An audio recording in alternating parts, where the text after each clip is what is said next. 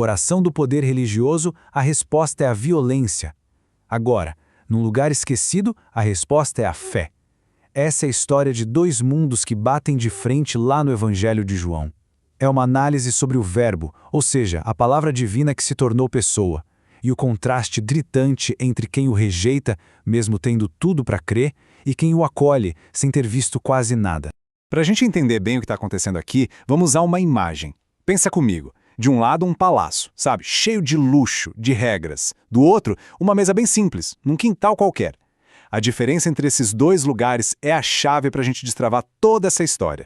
E o que acontece em cada um desses lugares? Bom, no palácio tá a elite, né? O pessoal tá preocupado com as regras, com o status, e eles rejeitam o rei. Já no quintal tem gente simples, com fome de verdade, e essa galera o acolhe de braços abertos. Ou seja, o palácio da religião organizada expulsa o rei, mas o quintal de corações humildes o convida para sentar à mesa. Ok, agora saindo da nossa analogia, vamos entrar na cena real, lá em Jerusalém. E é aqui, bem no centro da vida religiosa, que a gente encontra a primeira resposta. E olha, é a mais chocante de todas: a rejeição total. A situação escala muito rápido. Pela segunda vez já, a resposta à pergunta quem é Jesus não é um debate, não são argumentos, é violência pura. Os líderes religiosos pegam pedras para matá-lo. A incredulidade, quando se sente confrontada, mostra seu lado mais agressivo. A resposta de Jesus é impressionante. Ele mantém uma calma absurda. Ele não usa a força. Ele usa uma pergunta que joga na cara deles toda a ironia da situação. Olha, eu mostrei a vocês as obras do Pai. Qual desses atos de bondade que eu fiz justifica vocês quererem me matar? E o interessante aqui é que os acusadores são bem claros. Eles não estão rejeitando por falta de entendimento, não. Pelo contrário, eles entendem perfeitamente o que Jesus está dizendo. A acusação é direta. Você é homem e está se fazendo de Deus. A rejeição, então, é uma escolha, uma decisão consciente, baseada naquilo que eles simplesmente não conseguiam aceitar.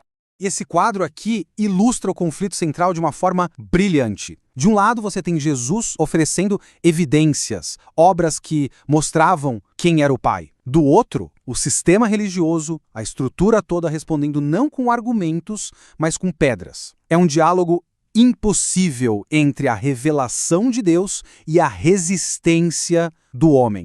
Agora, mesmo diante da ameaça de morte, Jesus não recua.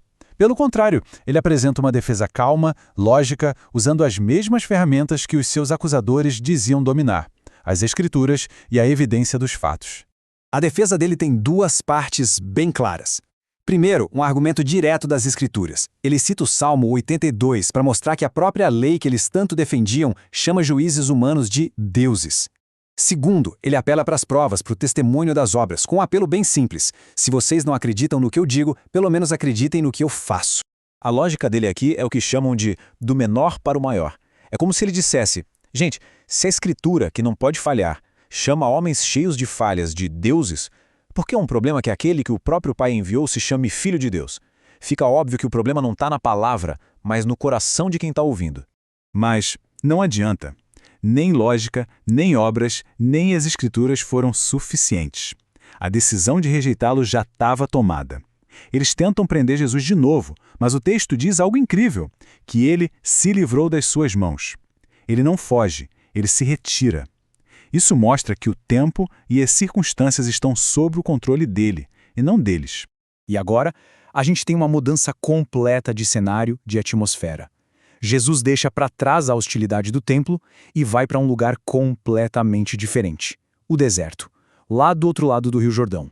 Ele volta, na verdade, para o lugar onde tudo começou, onde João Batista preparou o caminho.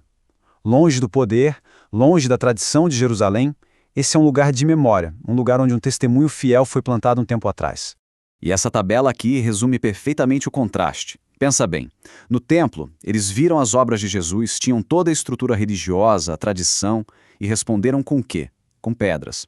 Já no deserto, o povo não viu João Batista fazer nenhum milagre, mas eles tinham uma fé simples, uma sede de verdade, e responderam com crença. Um grupo viu tudo e rejeitou, o outro só ouviu um testemunho e creu. É inacreditável.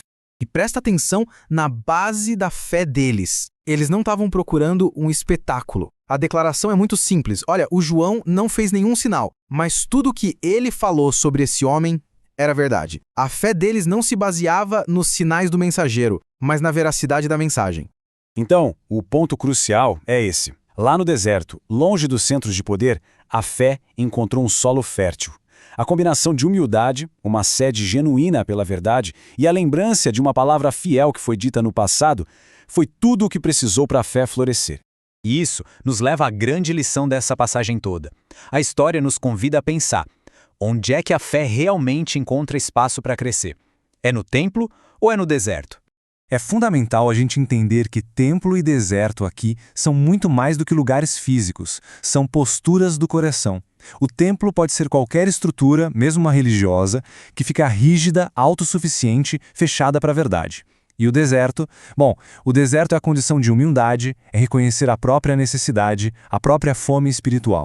Então, o que a gente tira disso tudo? Primeiro, a importância de examinar o próprio coração. Estar dentro de uma estrutura religiosa não é garantia de fé, e às vezes pode até atrapalhar. Segundo, o poder de um testemunho fiel. A palavra de João, que foi dita com perseverança, sem milagres, deu mais frutos que os milagres de Jesus no templo. E por último, a gente aprende a valorizar os desertos. Lugares que parecem simples e insignificantes podem ser justamente os campos de maior colheita espiritual. No final das contas, a história nos deixa com uma pergunta, e não é sobre geografia, mas sobre a nossa condição interior. Diante da verdade, qual é a nossa postura? Será que somos um templo, satisfeitos e endurecidos pelas nossas tradições, ou um deserto, abertos e famintos pela verdade?